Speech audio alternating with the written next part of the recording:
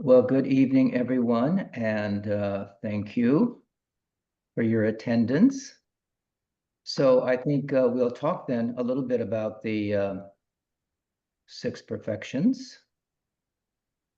I also wanted to mention a little bit about the special, why I'm going to be coming to Jacksonville KTC. We have the good fortune of celebrating the 39th birthday of the KTC. And actually, it is also our birthday. We pretty much started at the same time, Jacksonville and Gainesville, when Khenpo Karthar Rinpoche, they came to Florida. And I think it was the same time that he was in Jacksonville first, and then he came to Florida. Is that how you recall it, Michael? Do you remember? I think it was, I think it was very, very close in time, Lama Losang. And I think it was during Khenpo Rinpoche's tour, just as you said, visiting both centers, which was really very wonderful. It certainly was. I think we're sharing a birthday here. That's month. right, we are. So, and it's very auspicious. This is a wonderful time to be celebrating this particular event. And I wanted to just pay tribute to that particular occasion as well. I think there was something else I was going to say about that. Let's see if I can find it here.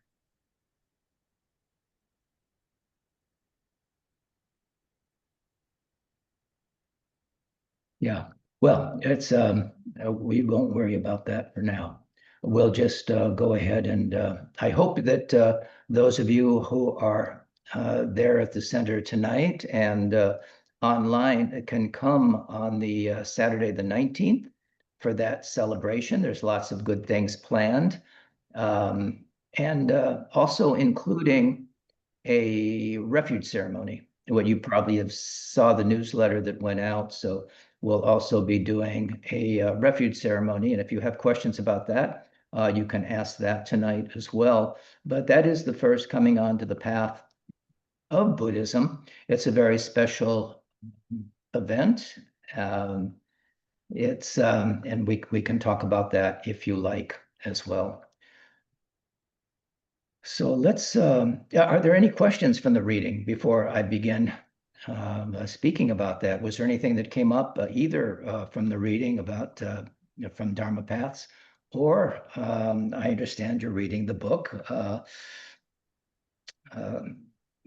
Compassion and Loving Kindness and Wisdom. So that is also something that we can talk about as well. But any questions that you have before I begin?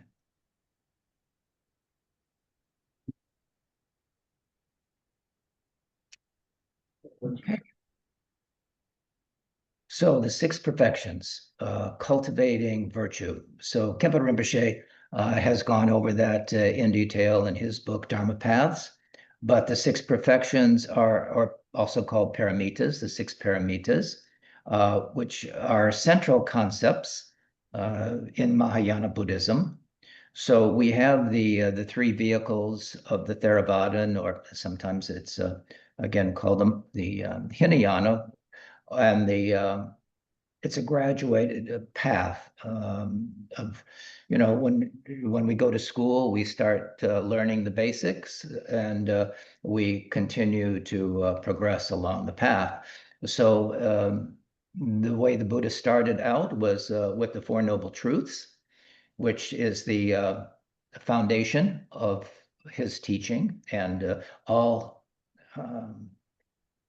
lineages subscribe to that, the Four Noble Truths and the Vinaya, the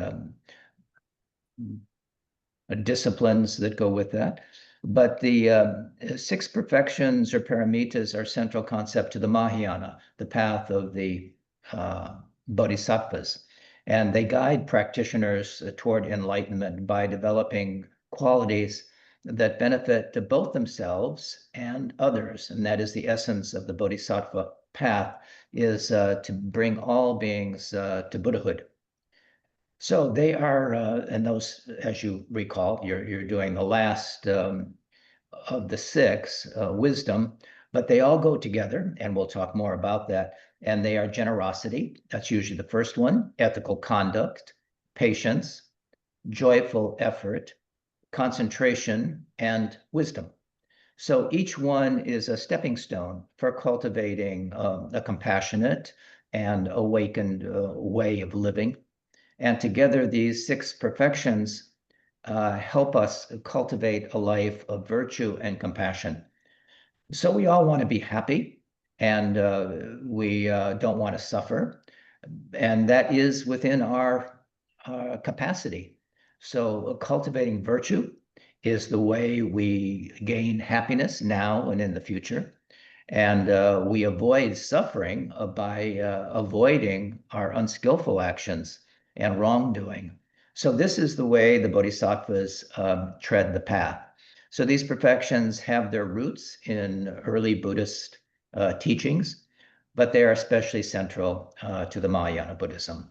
And Mahayana texts like the Prajnaparamita sutras, outlining these qualities as essential for those following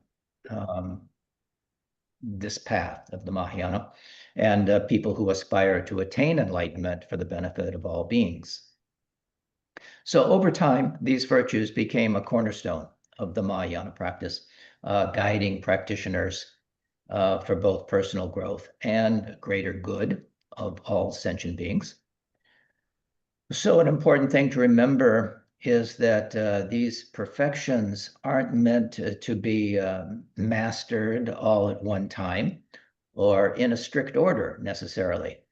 They all support each other, and you can be working on different aspects of them throughout your life. So also the practice of these perfections changes as your understanding deepens. For example, early on, generosity might be about giving material things, but as your wisdom grows, it can become more about giving love and understanding, or even teaching the Dharma, which is said to be the highest generosity it is taught. So, and lastly, these perfections that you've been studying are not just about personal development. They are practiced with the intention to benefit all beings, and we make that distinction.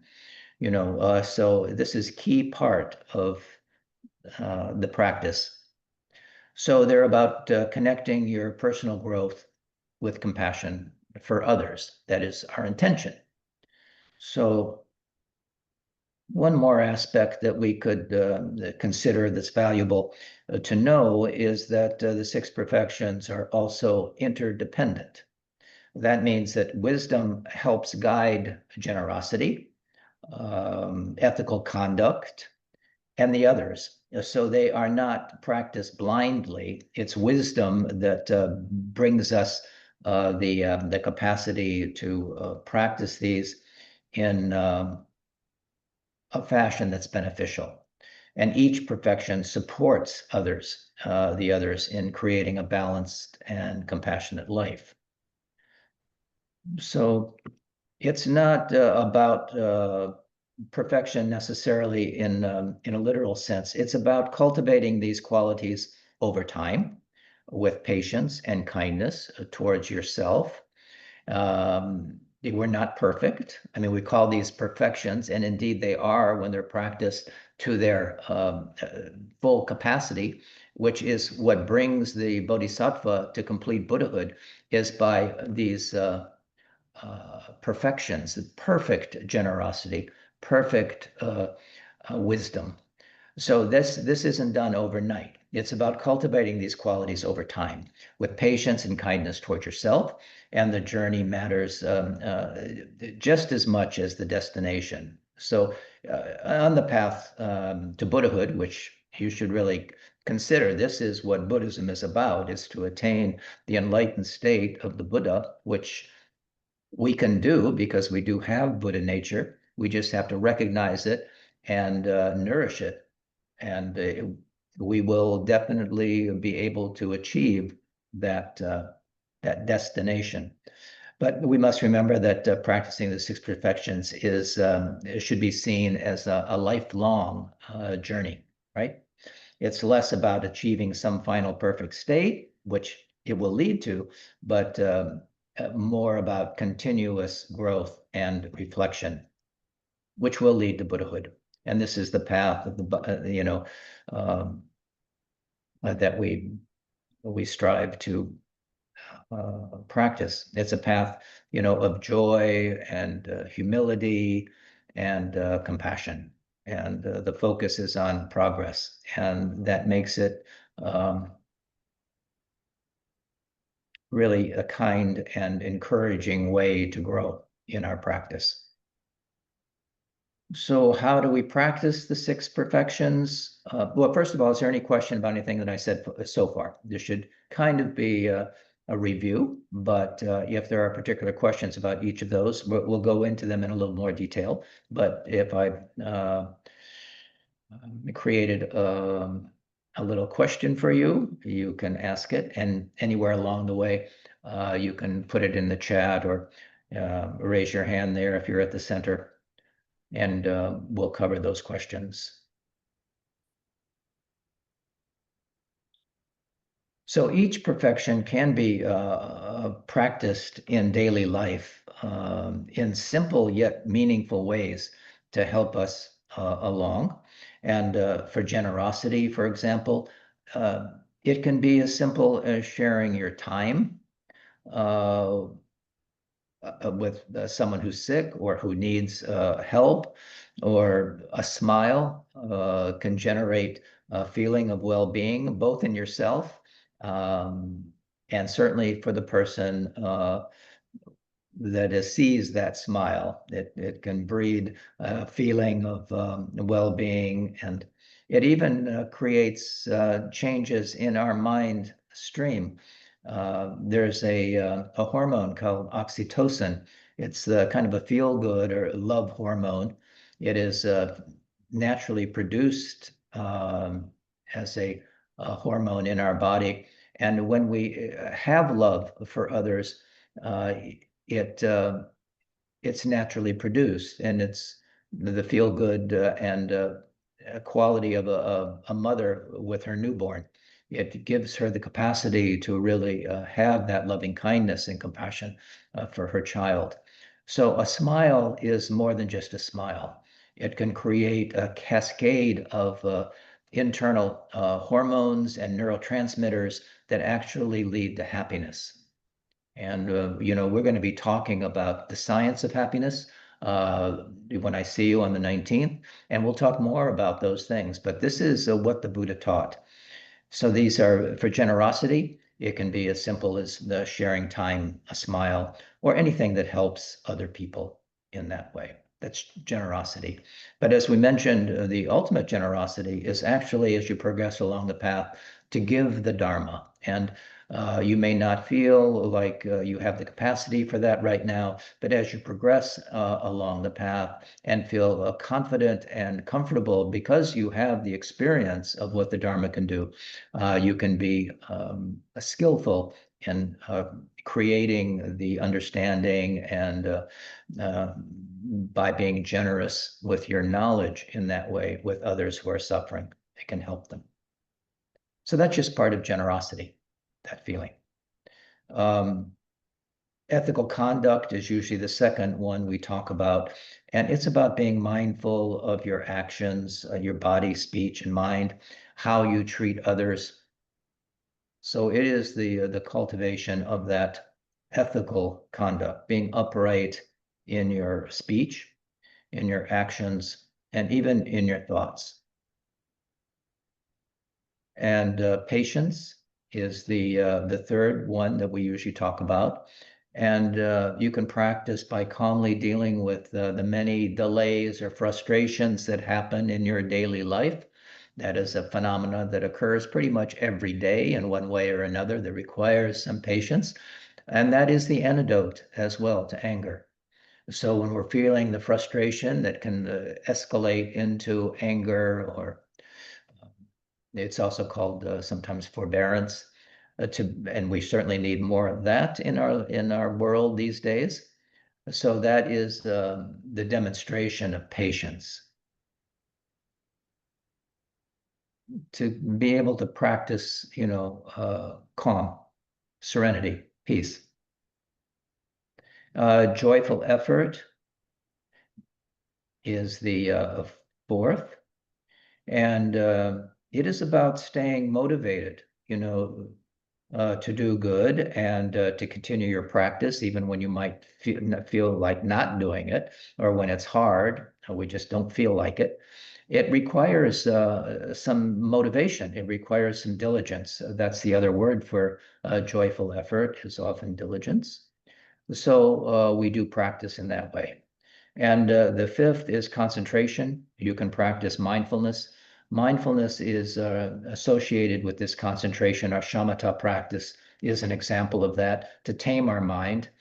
Some meditation to improve our focus and tame our mind and make it workable. And lastly is wisdom.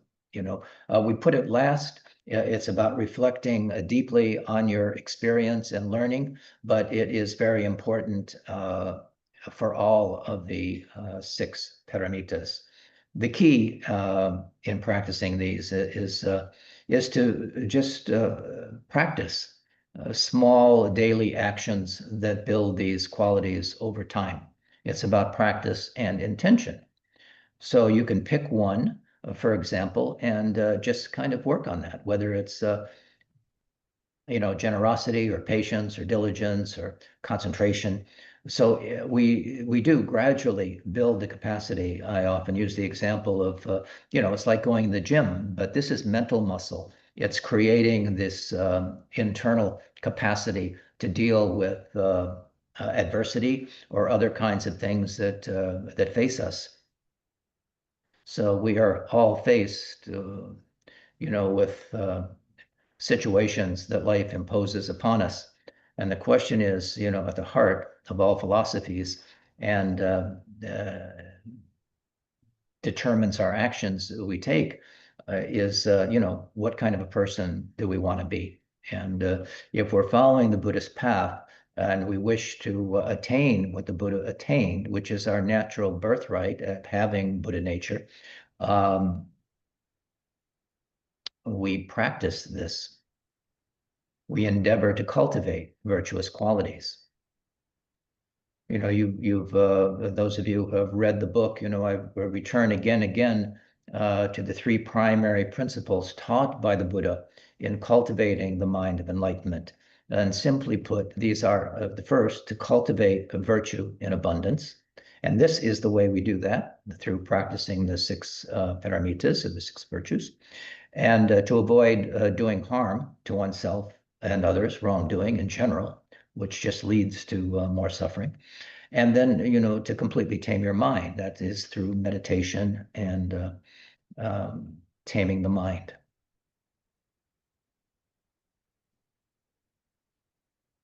Okay. Again, any particular question or comment that arises? So a good way to start our day with generosity is filling our shrine bowls. That is a practice. When we just open our shrine, that is an act of generosity. It's also humility when we do our prostrations. But all of the six paramitas can be found in opening your shrine if you have that kind of intention to be giving in that way. It's not that the Buddhas need us to give them anything, and but you give in the most generous way you can give. So that is an example, absolutely.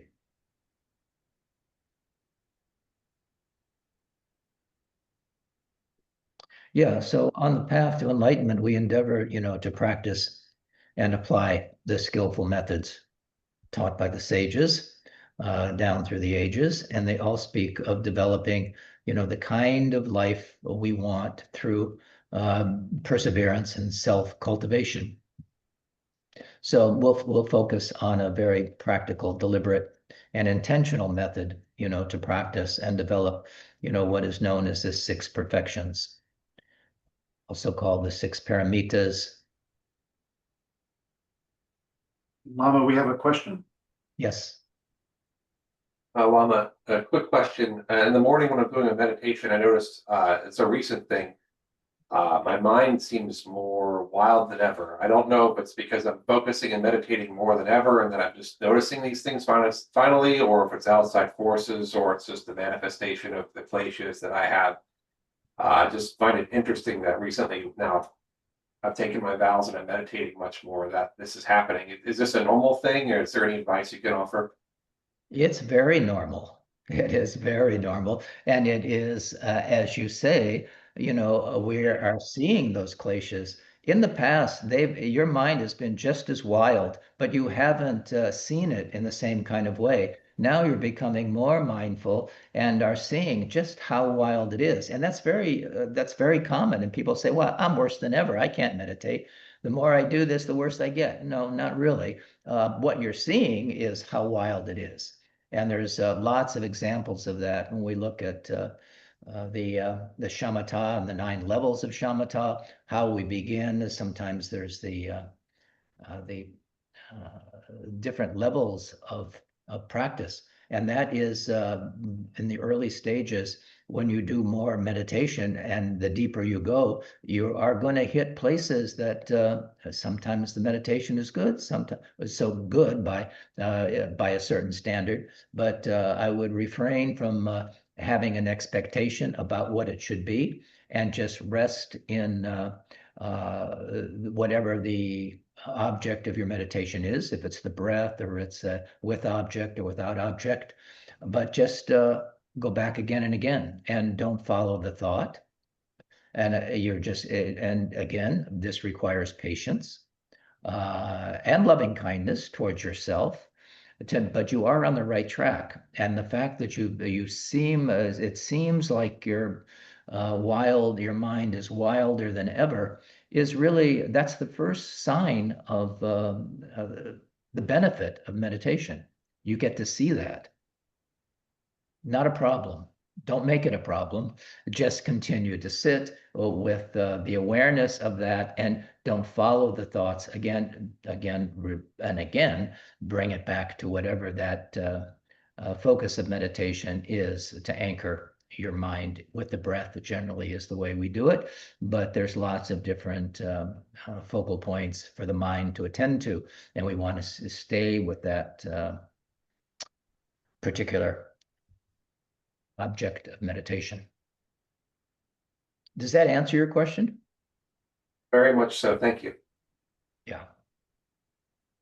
Yeah, if there are other questions about your daily routine or other practice too, this is the time to talk about that, because it's important to have the understanding, so that you don't feel like you're some kind of weirdo. That you are the only one in the world who can't practice, can't meditate, because your mind is so wild. Your mind is the same as mine. I will tell you that right now. And when I started, it was the same way. But as we progress along the path, we actually begin to tame it. And that's what we say, taming the mind. And there's, in every Buddhist tradition, if you look at the ox herding pictures of Zen, there's a lot of different ways that we look at how the mind is trained, but it's always begins as wild. We have another question, Lama. Yes. When we offer the water at our shrines, what is the proper way to do so? Certainly with mindfulness, it depends on, if you have 7 bowls or 8 bowls, do you understand each of those bowls have a very special significance. So you want to be mindful of that. The first bowl is drinking water. And this comes, I think we've spoken about this before. It comes from the Indian tradition. If a guest comes to your house, and they may have had a long journey on a dusty road. So you want to make them comfortable. You offer them water. So in the same way, we offer the first bowl is drinking water. So of course we want to have it in a bowl that is fitting. You'll see silver bowls, but it doesn't have to be silver. We know the cost of silver is pretty high and getting higher all the time. It can be a clean bowl. It can be ceramic. It can be, when I first started, had my, um, some of you may have heard me tell this story. I was a bartender and I had shot glasses, not very big. So I'd fill the shot glass with water, and often I spilled more than I got in the glass. But you are doing this increasingly. This is a meditation, and you want to be present. You want to put the water in there to the specific kind of not overflowing, but in a in the same through all of your cups or all of your bowls. So you're looking at being mindful, first of all, but also you're offering water. Not that the Buddhas need water or all the assembly of Buddhas and Bodhisattvas who you are offering it to. Um, so you're offering that generosity. First of all, you're doing 3 prostrations before you even turn your bowl over in the morning. So I say turn the bowl over because at night we're putting the water in another container and we're taking it outside. You can give it to a plant. You can do a variety of other things with it, but you're also mindful in doing that process. But the first bowl is drinking water, right? The second bowl is foot washing water. So the guest that you have has just traveled some period of time, and the feet might be dusty and dirty. So it was the custom to wash, So we call it foot washing water. And sometimes we put a little drop of or a little saffron in the bowls, which is a little added special thing. So the first is drinking water. The second is foot washing water. The third is flowers. I'm looking to see that I make sure I cover this properly. It's right in back of me. You can see the bowls now. I haven't emptied them.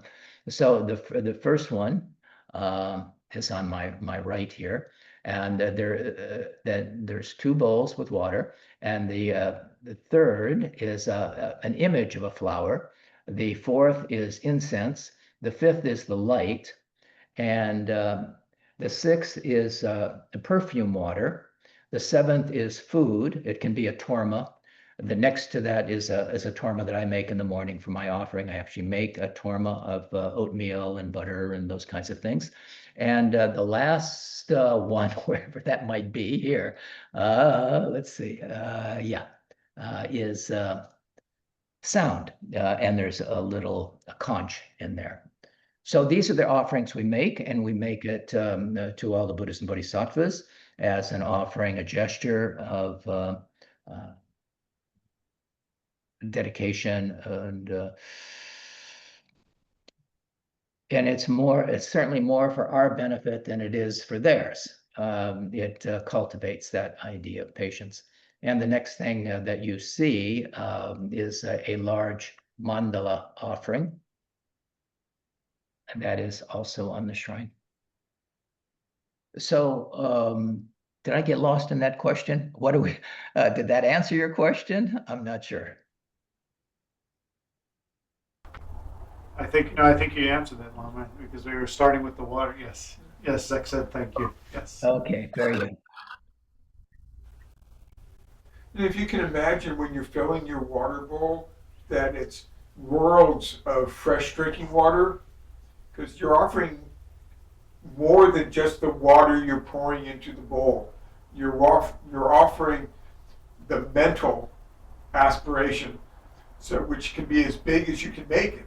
It could be worlds of clean water for drinking, worlds of clean water for bathing, worlds of flowers, all sorts of exotic blooms, flowers that you've never seen existed, colors that you've never seen. You can make the aspiration that that the lamps are just huge butter lamps. Same thing with incense. It's a mountain of incense that you're offering because you're offering. Exactly. You're only limited by your own imagination. It can be as vast as your mind is, as vast as your aspiration is.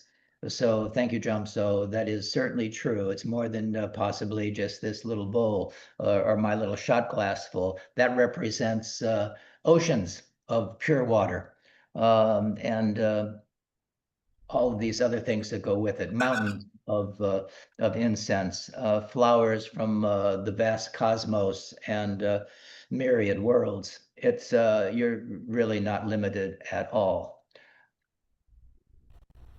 So these offerings are vast. Question. Another question, Lama? Yes. On that same topic, say for example, I try to get flowers, for example, for my garden, for my shrine. If I'm lacking a certain thing that I don't have that day, like flowers, is it still appropriate to have everything, or how does that work? Yes, you can. On our shrine, as I say, I have a ceramic flower that is there permanently. But I also can stick when I have it available. But you also see that we have orchids on either side of the shrine, so I usually have live flowers there as well, and they're offered. So it is, in your mind, it might just be, and you could just have water in the bowls. You don't have to have them individual like that. It's your offering, and it is whatever you have the capacity to give in that way. So each of the bowls, even if they're filled with water, have the representation of those different things that we talked about. Thank you. Say you are filling up your bowls and you flip your bowl over and you realize you don't have the offering for that, like you left it in another part of your house, the rice or something, don't leave the shrine with the bowl empty, sitting out. So make sure the bowl is turned over, turn it back over again, go get whatever you need, and then when you're ready to put it in the bowl, flip the bowl over. And then along those lines as well, at the end of the day, you're pouring out the water. In these other bowls that we have that have the torma in them or have the incense in them, they are in a bowl of rice. And so sometimes we refresh, well, we do, we refresh those bowls with a little extra rice. A little, it can just be, a half a teaspoon or so in each of the bowls, but that it freshens and renews the offering. If you have, I said we had for sound, for example, a conch shell, but the conch shell remains there, the bowl remains there up, but when we open the shrine, you can add a little bit of rice that makes it a fresh offering. You don't have to, at the end of the day, throw all that out, but anything that has water in it, you can put that out, wipe the bowl, and turn it over. And as Jamso says, then when you have everything prepared in the morning, turn the bowls over and fill them. Does that make sense? Is there any question about that? And that is an offering, that is a prayer in itself. And just opening your shrine is an effective practice. That is very, very good. It's not just our meditation. You have a mindfulness and a generosity. We're cultivating our mindfulness as well as we do it, and our generosity and our giving, our upright for the being, for all beings. Again, this is we're doing this practice for the twofold benefit of ourselves and others. So we imagine, when we're doing our prostrations, you can imagine all beings are doing prostrations with you. All beings are with you when you do your offerings, so that all beings gain the benefit of these offerings.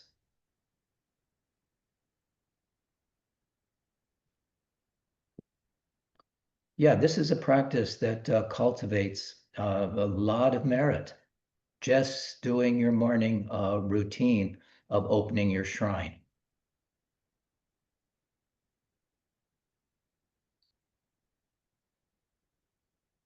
Are there other questions?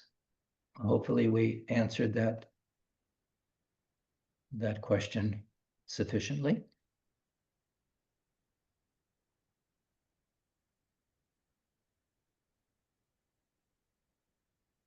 Okay. So to go on with our discussion on the 6 paramitas, we could do a little meditation on each of them as well, but I'm going to talk a little bit more about each of them in a little more detail. If hopefully all of you have read my book as well, and the 6 perfections are covered in there, and the meditations are covered in there as well. And which is the I can't even remember what the first appendix is that we were talking about. I think it's the 3-year retreat, isn't it? Appendix A is a 3-year retreat. Yeah. And did you go through that one already? Yes, we're all the way in the glossary now. Oh, Uh, okay. We're at com. As a All matter of right. So yes, were there any questions? I'm talking about Khenpo Rinpoche's book now, Dharma Paths, when we're talking about this, but there are 2 books that you've been doing on the Tuesdays and the Saturdays. If there's a question about anything in my book as well, please don't hesitate to ask.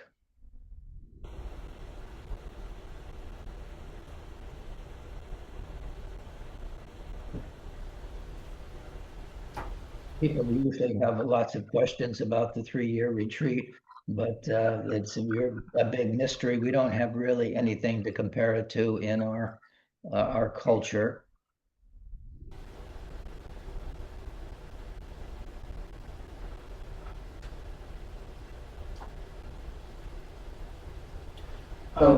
Yeah, go ahead. Somebody's asking about the 2 books. So the 2 books that we're reading, one is Dharma Paths by Khenpo Karthar Rinpoche, and that's our Wednesday night reading. And we're just finishing up Lama Losang's book, Tuesday night reading, sorry. And we're just finishing up Lama Losang's book, Wisdom and Compassion. The Golden 8-Petaled Lotus, so those are the 2 books. I believe as soon as we finish Lama Losang's book, we'll be starting with the commentary on the Chinrezi and Amitabha practice written by the Venerable Khenpo Karthar Rinpoche. Great. So just we can, if there's no other questions, we'll talk a little bit more about the 6 perfections, because it is really a wonderful study. It's one of my favorite topics, actually, for self-transformation. And so these 6 perfections, again, are found in the early Mahayana sutras. And as I say, if you do read the book that's available at the center, there are particular meditations associated with each of the 6 perfections that can be helpful to understand them and to cultivate them. So this is all what we want to be doing when we're people. It's just not reading. We hear it and we contemplate it and we practice. And the least of which is to practice, not the least of which is to practice. So we want to cultivate this Mahayana attitude, which is loving kindness and compassion, called bodhicitta. This is the mind of enlightenment. And all authentic spiritual traditions, the aspiration to arouse and engender this enlightened mind, the bodhicitta, for the benefit of all beings, is the practice. And the practitioner's motivation is to practice virtue and to gain greater insight and greater freedom.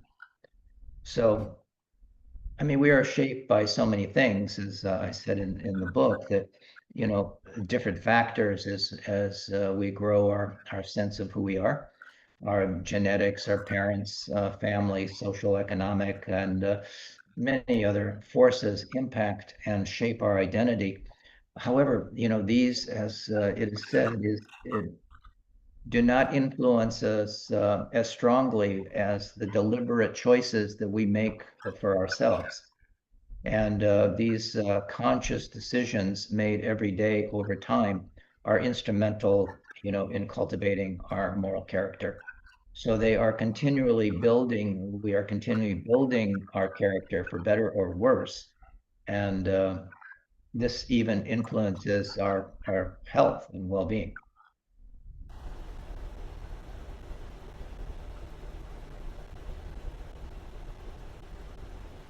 So when we are, as I was saying, we're putting this into the proper context. This cultivation of virtue is more like continuous training, flowing throughout our lives rather than a rigid set of principles and rules. We could say that our first awakening in life is the direct realization that we alone are responsible for our progress on the path to self-transformation. So it's our responsibility.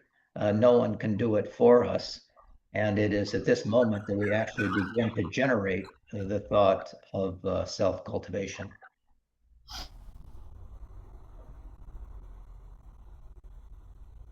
So when we recognize, that we are responsible for our destiny, we take our first intentional step, on the spiritual path.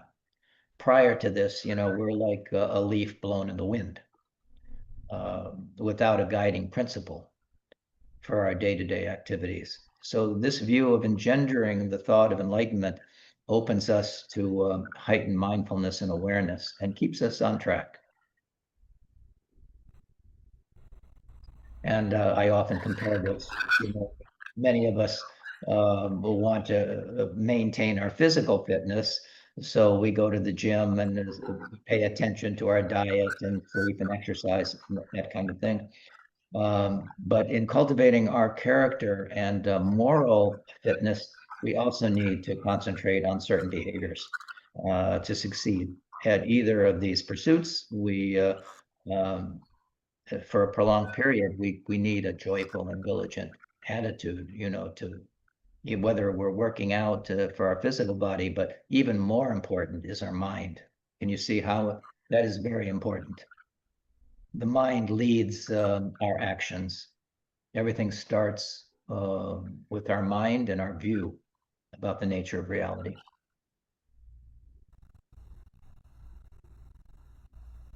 So the way to do this will be very particular to you, your environment, lifestyle, working conditions, family, overall health.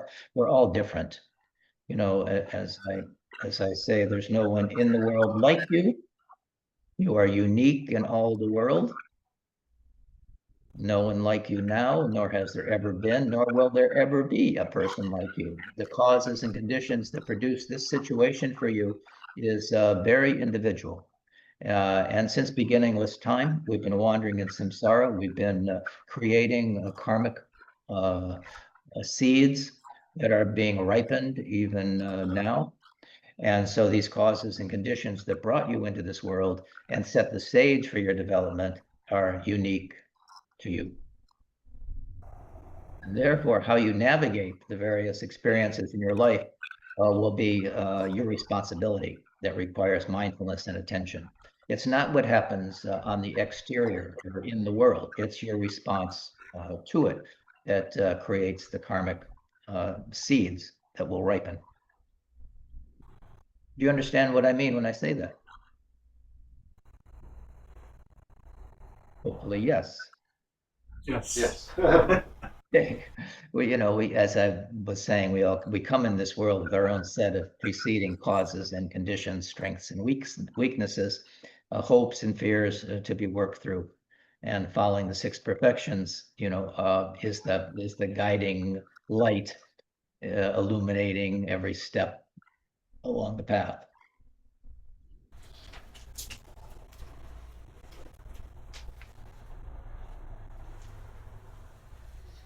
Should we go through the different paramitas?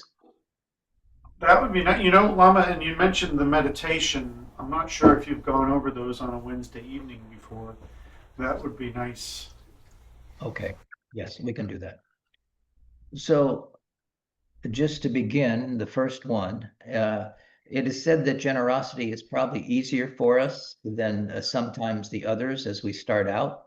For some, maybe, for some, not so much. But this is the perfect enlightened quality of charity and giving, this perfect generosity. And the essence of this virtue is unconditioned love. It's a boundless openness of heart and mind. In Asian culture, that is the same word. Heart and mind is the same word. In Chinese, it's Shen, and it is when in Asia, when someone says, ask you, where is your mind? They point to the heart. For us, generally say, where's our mind? We point to our head. But heart and mind, the heart probably rules our mind as much as anything. And there's a physical connection between our heart and our mind. But at any rate, this openness of heart and mind is what we're cultivating. And it is giving freely without expectation, free of attachment, or of getting something in return. There are three kinds of generosity, I think, that you've probably read about in Dharma Path that Khenpo Rinpoche spoke of. And those three types of generosity, are one, giving material help to those who lack material necessities of life. The second is giving protection to those in fear. And third, giving Dharma teachings to those who request them.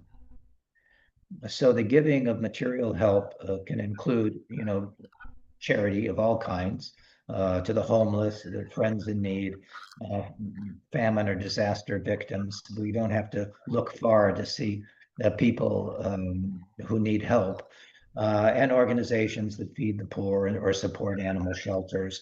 This is all generosity, any type of offering protection, comfort, and health services. So there are many other opportunities to give protection to those who live in fear, supporting those organizations and charities in any form that can provide relief to people who are suffering. So we give according to our capacity, which is important, and that's where wisdom also comes in and guides our generosity. Although wisdom comes first, generosity comes first and wisdom comes last. It is wisdom that guides each of the six paramitas, or the other five paramitas that we were talking about. And you don't want to give, to the point that you have remorse or regret. That is, you give freely without any consideration of consequence. Oh, if I give you that, you're going to think highly of me, and or you're going to give me something in return. When it comes, that's really not how it is. So there are many intentions for and ways of giving, and we must be mindful of our motivation when giving, even when it's sharing teachings or information. We can give, with an impure motivation, as I was saying about, your such as making ourselves look good or to get credit and praise for our good actions, to be well thought of or held esteem, or to get something in return. This is not pure giving because it's conditional.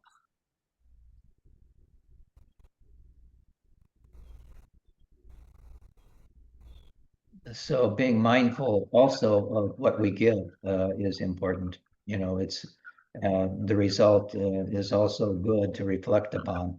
So, for example, considering that gifts of alcohol or tobacco or drugs or weapons, There may be some immediate or short-term benefit, but it can be detrimental in the long run. And so what we give, when we give it, how we give it is all being mindful.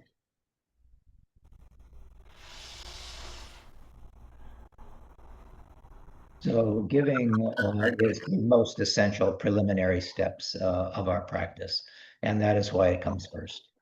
It should always be unconditional and free of selfish desires for gratitude or recognition, advantage or reputation. A true generosity in this regard is not accomplished by the action of giving, nor by the gift itself, but by the pure motivation. It's said that, there's 6 realms, and each of the realms are associated with this particular paramita. So we say that the God realms are associated with um, this generosity or giving, but you can give, you can have lots of capacity for giving. You may be very rich and you're able to help many people, but your reason for helping is just one of these reasons, of the gratitude you get, the recognition, the advantage or reputation. So you can be born in a high state like a God realm, but that is a samsaric realm that you will fall from when that karma ripens or when that merit is exhausted. So our motivation in all of these is very important. But to cultivate generosity, it's wise to contemplate not only the benefits of the practice, but also the disadvantage of being miserly. It's also wise to reflect on the obvious fact that our bodies and our wealth are impermanent, and generosity is a cure for the afflictions of greed and miserliness and possessiveness. And in this practice of giving, we may offer our time, energy, money, food, clothing, gifts to assist others. And this is done naturally and selflessly without, a cost benefit analysis, as I say. Any question about that when we talk about generosity?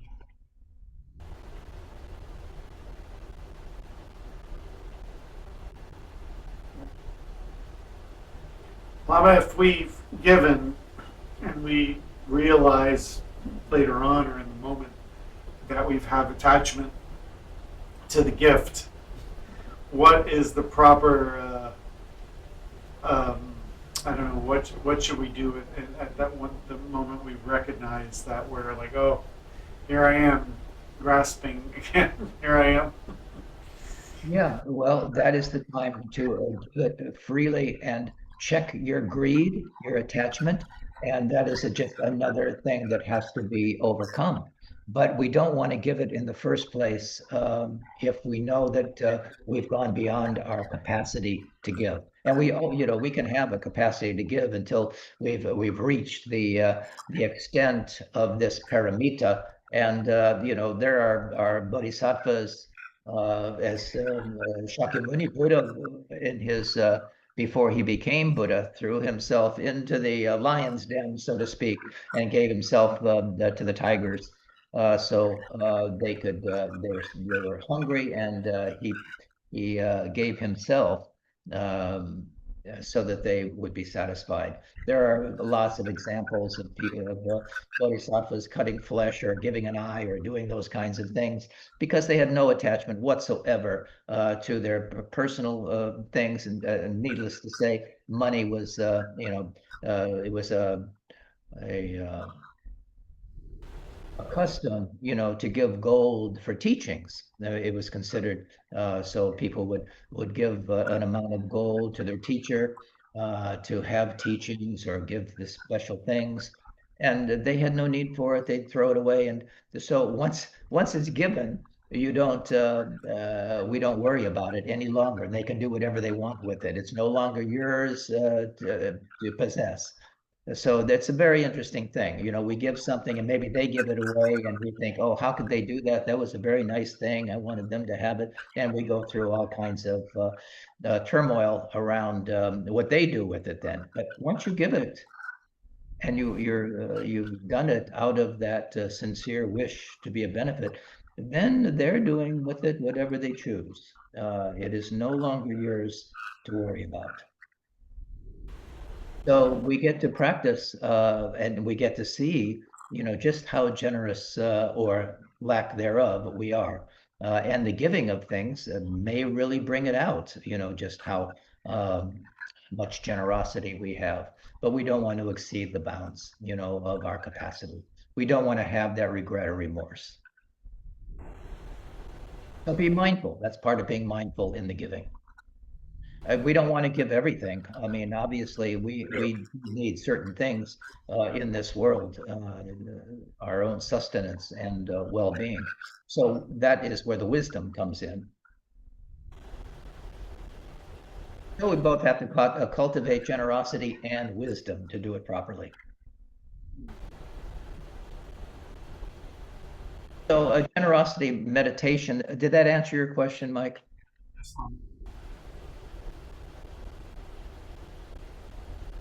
There is some static. Where's that static coming from? Let me mute the microphone here, Spyro. Okay. When freely and skillfully given, forgiveness also demonstrates the perfection of generosity. So we can use as an example of generosity, forgiveness. So forgiveness means different things to different people, and it can involve the intentional decision to let go of resentment and anger toward another or yourself. So the action that hurt or offended you may still carry some emotional charge. So you can work on forgiveness, and this can help lessen the grip it has on you. It can help us let go of the control that another person or situation has over you and give you the ability to gain true freedom from that resentment and anger that has maybe been with you for years. So letting go of these old grudges and bitterness can actually improve your health as well and peace of mind. And when seen as an act of generosity, you can let it go. So forgiveness can lead to healthier relationships, improved health, less anxiety and fear, and a stronger immune system, and increased self-esteem. So many things, even lower blood pressure. We carry these things; they just kind of build, and when we get upset about things, in the cartoons, when a person gets angry, the steam comes out of their ears, or it is like pressure. We get so upset. You may have seen cartoons like that. So forgiveness can be difficult, and if you find yourself stuck, maybe we can do a little exercise on forgiveness. So let's just do that. So sit comfortably, and generally you want to sit comfortably in a quiet environment, and let your awareness come to the breath as you would be when you do shamatha, and you take a couple of relaxed breaths. We'll do this together, and we'll do it as a guided meditation. So just relax, relax, relax. And when you're ready, think of a situation where you may feel really tied up with a particular difficult situation with somebody, and make the decision to forgive. That's the first thing. Deciding to forgive involves coming to terms with the situation and freeing yourself from the chains that keep you bound up.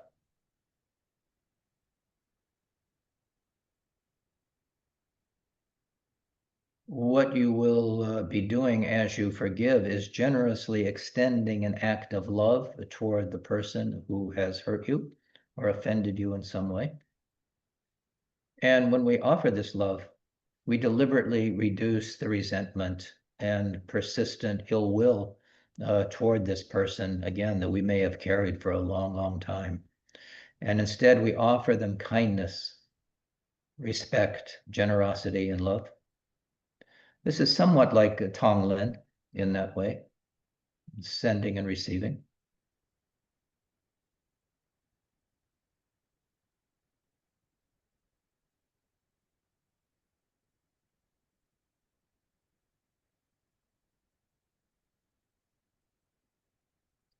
So it's important to emphasize that forgiveness does not involve excusing the person's actions, forgetting what happened, or tossing justice aside.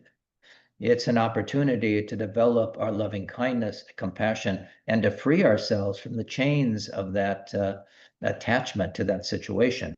It's done. That person is probably not concerned about it at all. It's you carrying this resentment or this harm done. And this is part of our mind training.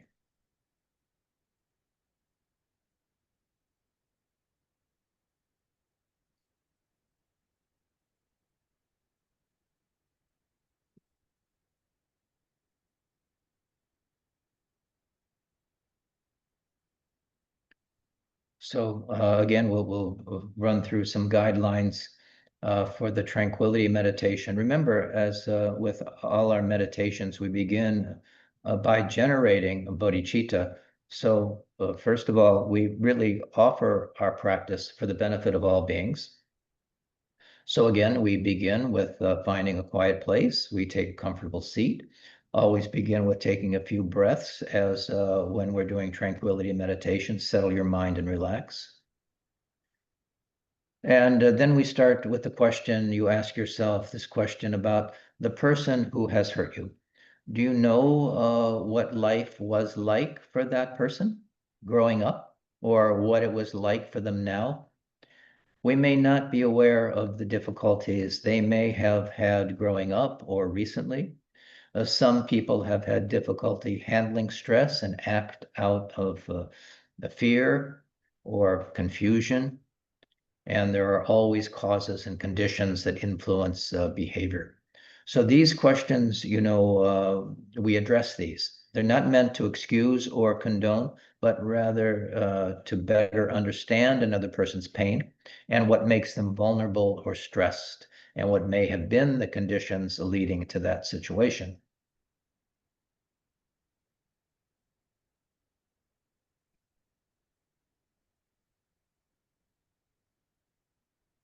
So this is in the book, that you've been reading.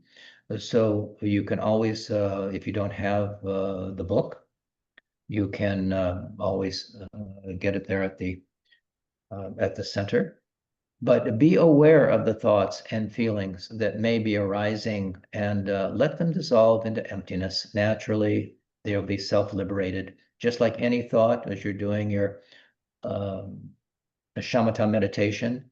If we just relax and return our awareness to the breath, whatever that thought might be, whether it's an angry thought or whatever the thought is, it will be naturally self-liberated, it is said.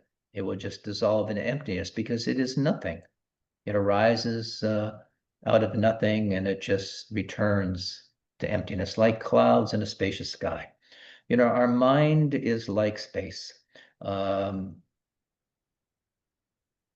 it is just pure awareness. So these thoughts and feelings and emotions that arise are like clouds in the spacious sky. They have their moment of arising and just dissolve back into emptiness if left unattended. Now, we can nourish them, we can feed them, and we can really get ourselves into a dither. But that's our doing, and that's totally optional. It will naturally be self-liberated, which means it will dissolve into emptiness. So they come and go, and we watch them with equanimity and without judgment. So we're talking about compassion and loving kindness and letting go of this particular feeling that we might have for another. So we watch with equanimity and without judgment. Are you aware, of a slight welling up of compassion and loving kindness toward that person who offended you? Nourish that feeling, like caring and protecting a seedling's tender shoot pushing up, in your spring garden. We can see the situation with new eyes. The person may have been confused, mistaken, misguided, and they may even deeply regret their actions. So as you think about the person, be aware of a softer feeling growing in your heart toward them, and expand that feeling of caring, empathy, and compassion.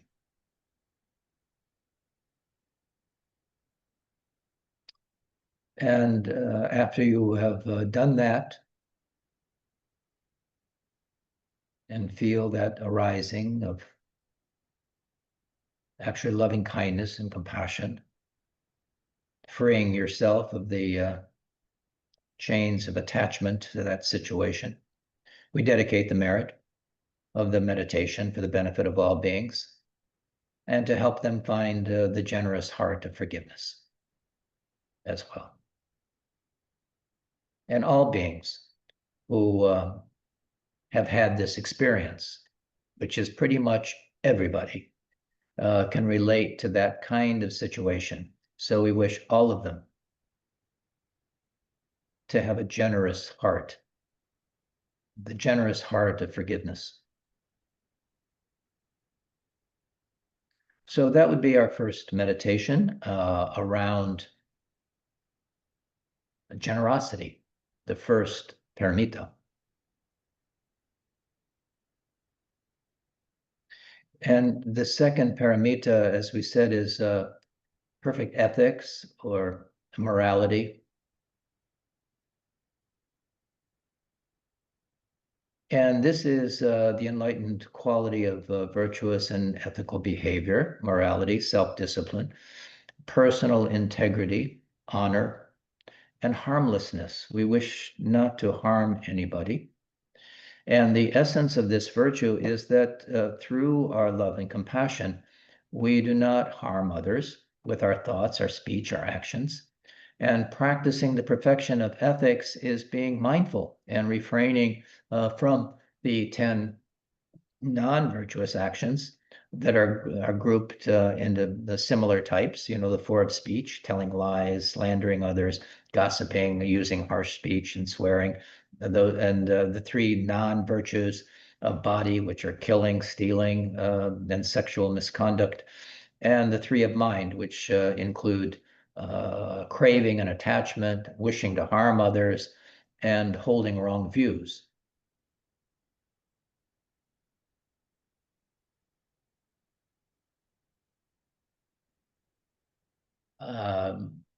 I like the analogy of cultivating our minds and growing our garden.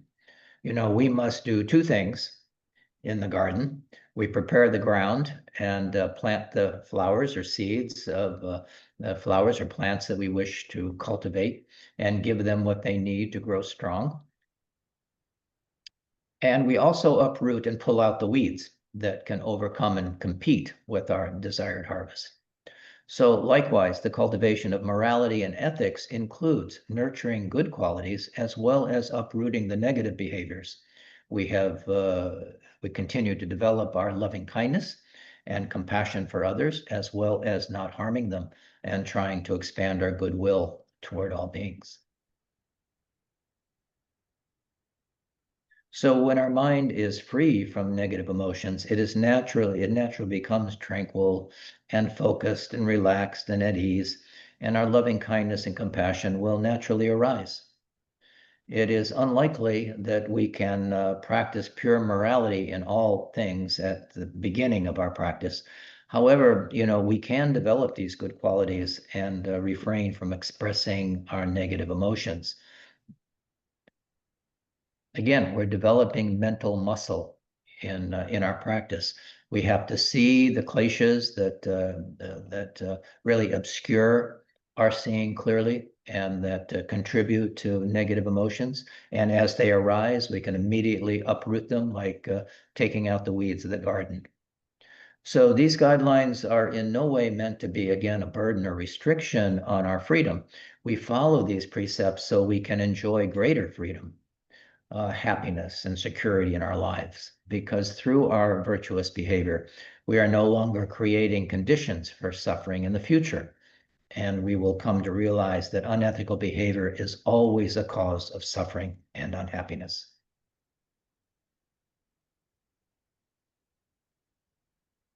So practicing this virtue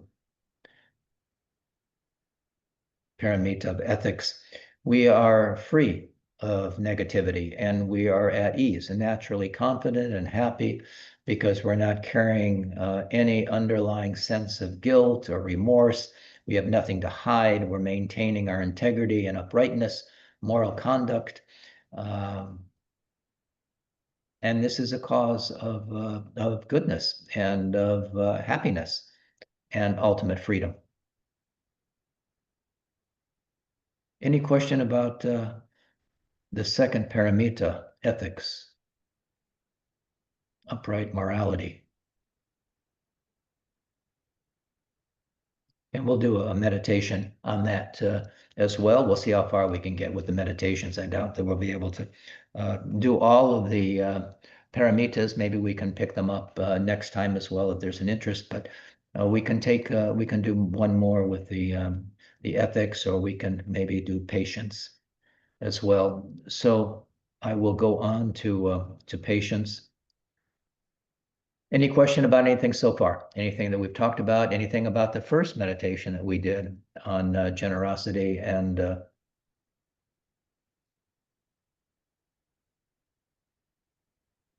letting go of our establishing an attitude of forgiveness?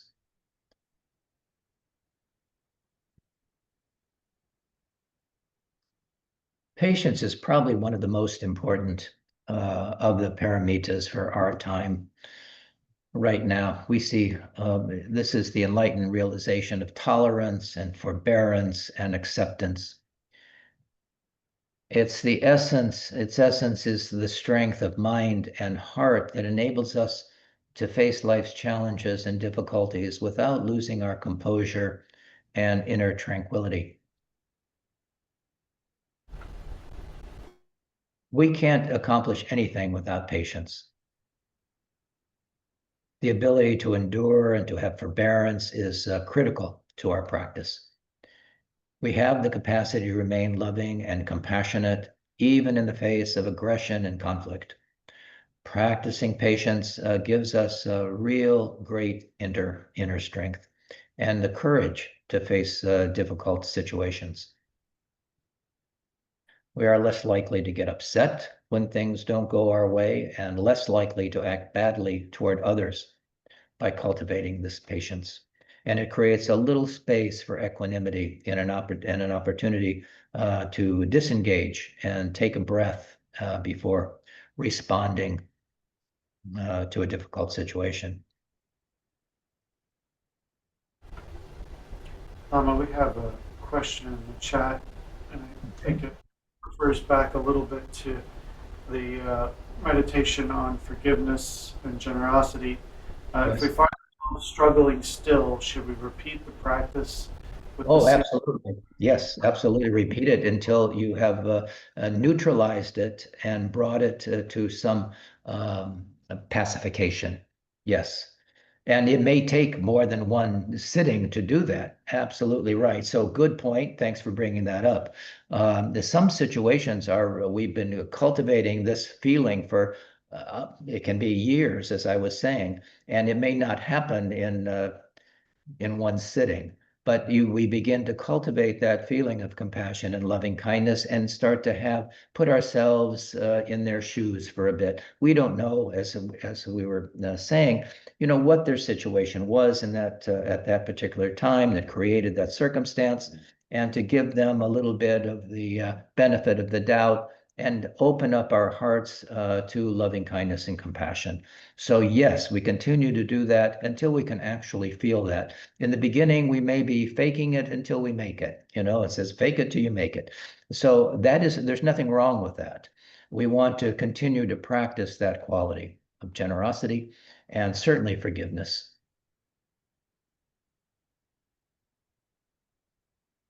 So yes, very good question.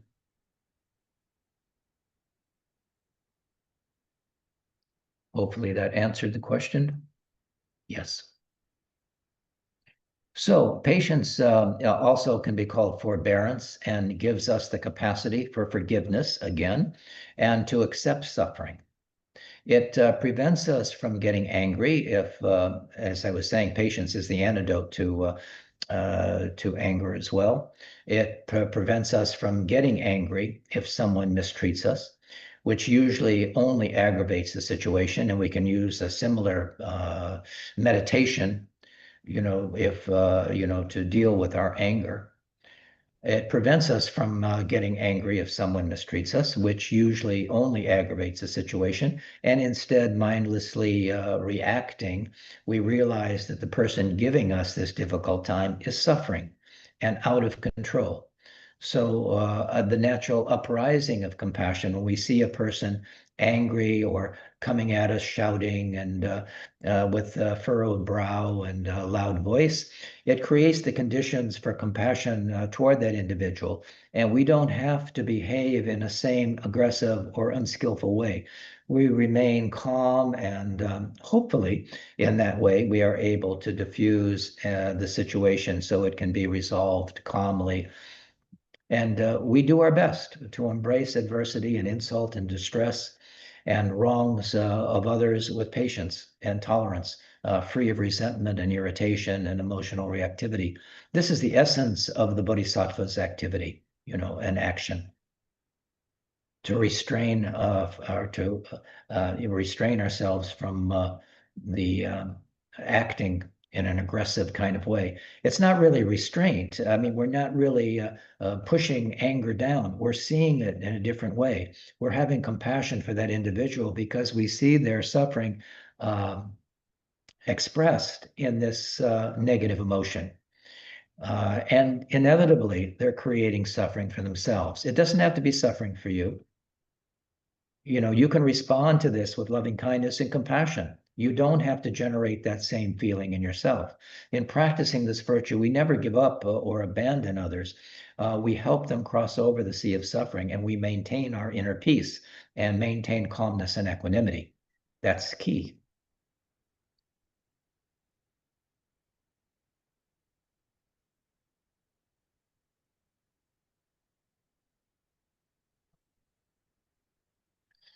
So maybe we can just talk about one more of the fourth of the six paramitas, and that's perfect joyous effort. Joyous effort. The perfection of the enlightened quality of energy and vigor and vitality, endurance, diligence, enthusiasm, and persistent effort. This is the energy of the Bodhisattva. The essence of joyful effort is having the courage, energy, and endurance to untiringly benefit others without expecting personal recognition or reward. This just comes out of a heart of compassion and loving kindness. To practice the first three perfections of generosity, ethics, and morality, and patience, in the face of difficulties, we need the perfection of joyous effort and perseverance. So this gives us the energy and endurance to continuously practice the Dharma effectively and to pursue our goal of enlightenment for the good of all beings and to continue when things get tough. This is the quality of joyful effort, and enthusiastic perseverance is needed. And we just don't, it takes courage, to practice. And we see the bodhisattvas, as warriors, that really are perfecting themselves and overcoming the aberrations of our ego-centered self. This is our attitude toward our spiritual practice. We will come to appreciate and have great joy at having found such a wonderful way of life. And this virtue has several qualities. So briefly, is to understand the great value of traveling the path and having full confidence that we can do it. This brings this enthusiastic perseverance, this joyful effort. And the second, maintaining our joyful effort despite setbacks that we might encounter along the way. We have to just get up and continue. So for example, we need the determination and perseverance to be consistent in our meditation practice. And when we feel burdened by our daily responsibilities, we bring everything to the path. And so the other thing is persevering in our journey until we arrive at the destination. You know, the big deal for us is there's two faults in practice. The first is not starting, and the second is not finishing. So persevering in our journey until we arrive at the destination. Two obstacles on the path to freedom. They are not starting, and if started, not continuing to the end. Once we have entered the path to freedom, we maintain our positive attitude to go all the way to its completion.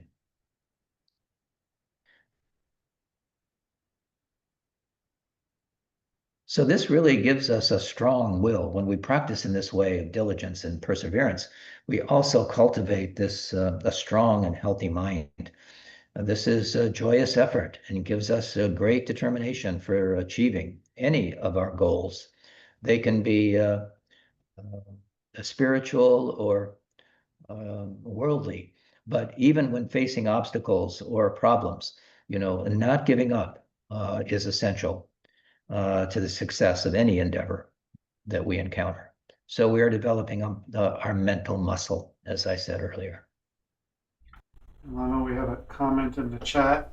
Yes. I love the idea of embodying joyful diligence, recalling that my diligence should be accompanied by joy as a reminder that I often rely on to get me through adversity. Yes. We are very fortunate to have come across the Dharma, to have taken, those of you who have taken refuge. We rely on our refuge, the Buddha, the Dharma, and the Noble Sangha. And that grants us fearlessness on the path. So we just, that's our default position. So we're almost there. I'm going to talk about concentration and then wisdom. That's the last one that you were reading about. So perfect concentration is the enlightened quality of meditation, contemplation, mindfulness, and mental stability. You know, our minds have the tendency to be very distracted and restless, you may have noticed, and always moving from one thought or feeling to another. You know, we call it monkey mind. In my book, I compare it to training our puppy. So if we don't stabilize the mind with meditative concentration to quiet our restless mind, we will just keep engaging in the same habitual patterns of thought and behavior. So for those of you who have read the book, remember training our puppy to stay is not an easy task. And that's what we're doing to the mind. When we say stay, it stays and it's stable. It's not jumping all around, running all over, and being distracted. However, it is important for both you and the puppy to do so. So meditation makes our minds trainable and workable. So this is the fifth, perfect concentration. And there's no attainment of wisdom without developing our mind through the regular practice of shamatha for stability in meditation. And with the same enthusiasm that we may go to the gym and work out, we're using that analogy again to cultivate our physical strength, we practice taming the mind in meditation to cultivate our mental strength. So when we train our mind by practicing meditation, such as shamatha and vipassana, meditation practice, we achieve attention, clarity, composure, tranquility. This really helps us be present in our lives and to overcome stress and anxiety. Being present is key, and it brings more joy to our life as well. Often we're living in the past or projecting into the future. Rarely are we in the moment. And that's where we find our joy. That's where we find our happiness.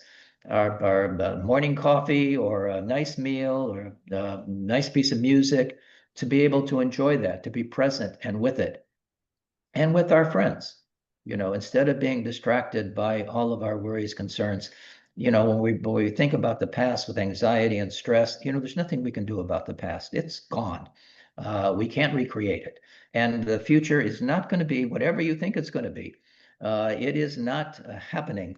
What is happening is this moment. And the development of undistracted concentration requires perseverance, attention, mindfulness, and awareness. But the rewards are worth it. I mean, you will be happier to be in the moment. So That is concentration. It's our shamatha practice. And perfect wisdom, that is the sixth. We'll talk about that, and then we'll complete tonight's teaching. Perfect wisdom is the culmination of the previous five perfections. And it is the quality of transcendent wisdom, insight, and understanding. It also is the hardest for us to realize because of habitual patterns that obscure our mind's true nature. So perfect wisdom is the highest understanding and realization that human beings can attain. And it is perfected, enlightened quality of insight and total clarity. So this perfection of wisdom, we are better able to cultivate with this.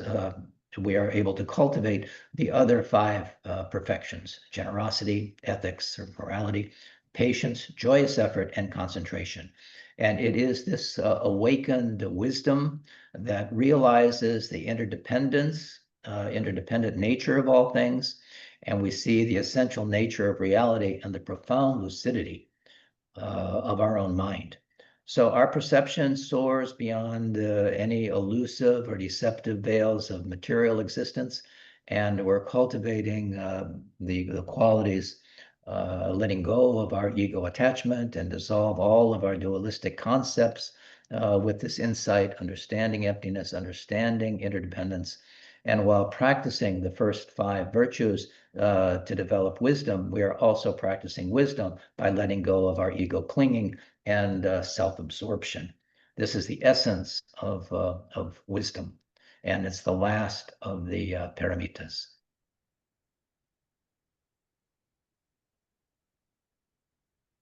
So this is the practice of insight meditation that leads to realization of our Buddha nature and resting our minds in that Buddha nature, that clarity of mind. So with mindfulness and awareness, we see how these thoughts and emotions are naturally self-liberated into emptiness. And we see the luminous quality, clarity of our mind. That is the nature of the mind, that lucid clarity. Free from our obscurations, free from our attachments and aversions. Okay, I think we need to stop there. Any final questions or comments?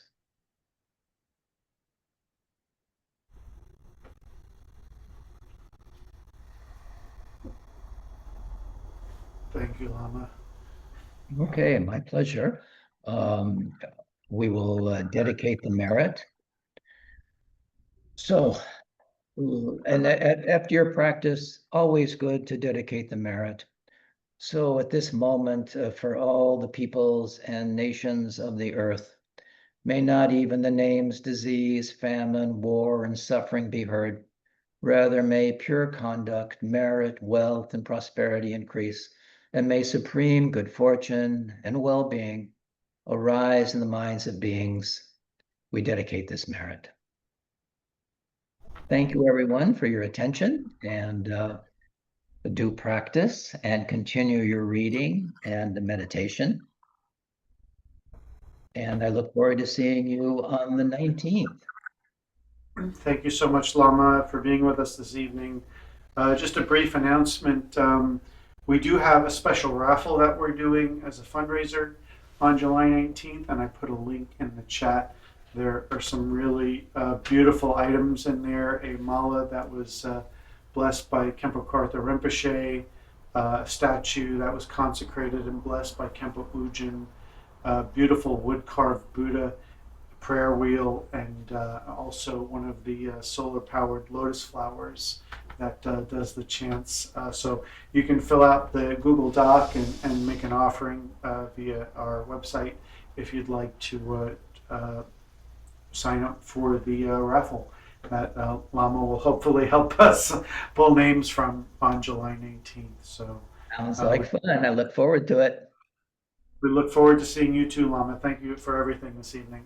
All right. Thank you. Collect for Jasmine House until the 26th of this month. So go to our website. You'll see the items that we're looking for, and this way we can get back to what we did for years. The center 3-4 times a year was helping out other locations here in Jacksonville with food or clothing. So it's nice that we're back on this track of helping others. Yeah. So look at ktcjack.org and you can see the items that we need for donation. A wonderful opportunity to practice your generosity. Exactly. All right, thank you, everyone, and good night. Thank you, everyone. Thank you. Like,